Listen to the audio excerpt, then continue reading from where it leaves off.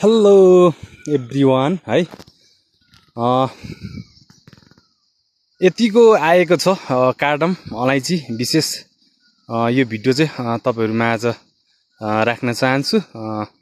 यतिको उपलब्धि भएको छ बिरुवा एकदम मजाले आएको छ हैन। कारडम अलैँची एकदम यहाँनिर चाहिँ भारलाङ हैन अनि चिबे अनि हाम्रैतिर पाइने अलैँची यहाँनिर अलैँचीको बिरुवामा प्रशस्त मात्रामा देखिराख्नु भएको छ तपाईले।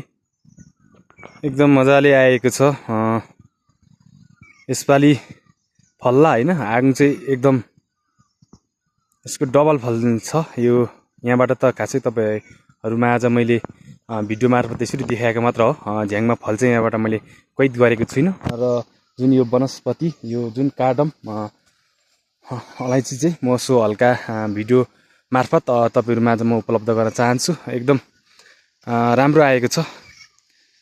समथिङ यो रोपेको 2023 देखि रोपेको अहिले 23, 24, 25, 26 हैन 3 वर्ष लगभग 3 वर्षको क्याटेगोरीमा म्याक्सिमम हैन बिरुवा यतिको आएको छ।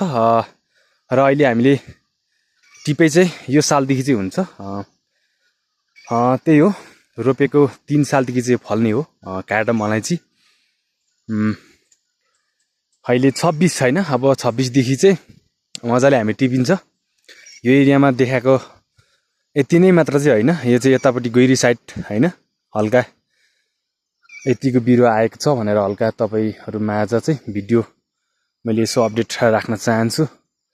सो एभ्रिवान हैन भरपुर मजाले हेर्दिनु होला हैन।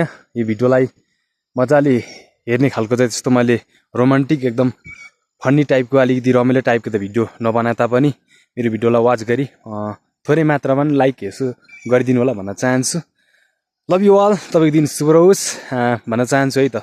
एकदम कालो सुन है हाम्रो यो अन्ना बाली मकैहरू आलुहरू जौ फापर तोरीहरू भन्दा विशेष गरी तपाईहरुले यो चाहिँ कालो सुन अलैँची हैन कारडम चाहिँ गर्नु भइदियो भने यतिको जग्गामा समथिङ यो मैले जुन क्यामेराबाट भेटिरहेको जग्गामा अलैँची फल्दाखेरि समथिङ यहाँ हैन 1 मन समथिङ भन्दा नि 15-20 किलो अलैँची फल्ला हैन। मजाले फल्दाखेरि यो जुन फेदीको टुप्पा सम्झाउँदा 2 मन अलैँची फल्ने एरिया छ। यहाँबाट थोरै क्यामेराबाट अलिकति भ्याउन सकेन भिडियो चाहिँ हैन। त्यही हो है एकदम अलैँची फल्यो भने 4 वर्ष खानाको लागि साधारण फ्यामिली छ भने चाहिँ मजाले पुग्छ हैन। अनि यसो तपाईहरुमा आज हल्का यति नै अपडेट राख्न चाहन्छु एभ्रिवान। तपाईको दिन शुभ रहोस्।